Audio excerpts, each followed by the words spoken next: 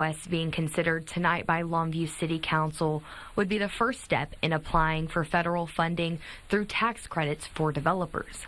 Michael Shirley, the Director of Development Services, says this is a competitive federal program that allows developers to market and sell tax credit into the project. Part of that program is the number of units that they have. So many have to be allocated for different levels of income ranges. They will have some of the units that are just market rate, anybody can qualify, and then they'll have some that are for a certain percentage of 60% of median income, 40% of median income, so it's bracketed. Right now, the city has 3 proposals for new apartment complexes, all for people 55 years of age and older.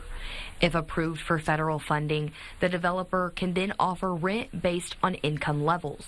But Shirley says this program is different than Section 8 housing. The income levels are generally higher than what's considered low-income Section 8 type housing, and so it truly is, it's that workforce housing. This is a competitive program, and only one project gets picked in the region to fund.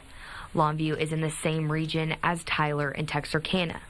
Gloria Snoddy is with Community Outreach Mission and provides financial assistance to residents.